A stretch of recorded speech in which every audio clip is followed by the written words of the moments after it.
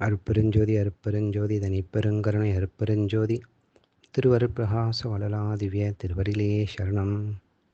வணக்கம். இன்றைக்கு நாம் சிந்திக்கக்கூடிய அகழ்வரிகள் 93, 94 அகழ்வரிகள்.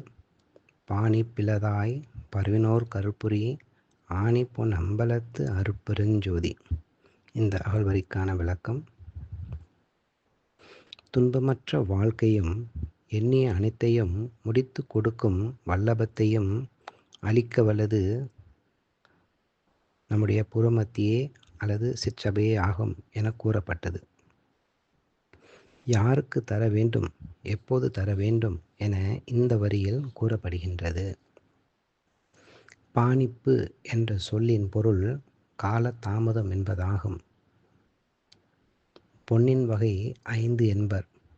அதில் 1 ஆணிப்பொன், 2 பசும்பொன், 3 செம்பொன், 4 ஜம்பு நதம், 5 கிளிச்சரை. இவற்றுள் ஆணிப்பொன் என்பது மிக மிக சிறந்ததாகும். மிக மிக சிறந்ததாகிய ஆணிப்பொன்னை ஒத்த பொன்னம்பலத்தே நடனமிடும் அருட்பெருஞ்சோதி ஆண்டவரே, தங்களை வாழ்த்தினோர்க்கு வேண்டினோர்க்கு கால தாமதமின்றி உடனே அருள் புரிவாயாக.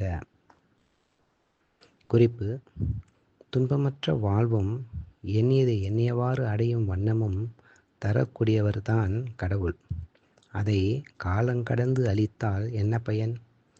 சில பயிர் வகைக்கு முன் மழை வேண்டும். மழையின்றி அப்பயிர் வெயிலிலால் காய்ந்து கெட்டுப்போன பிறகு மழை பொழிந்து என்ன பயன்? அதுபோல் இளவயதில் அருள் பெற்றால் நன்கு பயனை அடைய முடியும்.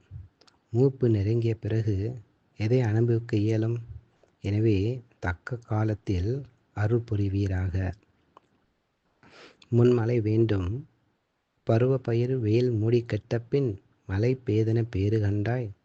அந்த பெற்றியே போல் நின்மழை பொற்கொடை இன்றன்றி மூப்பு நெருங்கியக்கால் பொன்மழை பேதென்ன கண்மழை பேதென்ன பூரணனே. நன்றி. அருட்பெருஞ்சோதி அருட்பெருஞ்சோதி தனிப்பெருங்கருணை அருட்பெருஞ்சோதி திருவருட்பிரகாச வளலாதிவ்ய திருவடிகளே சரணம். ராமலிங்கா அபயம் ராமலிங்கா அபயம் ராமலிங்கா அபயம் அபயம்.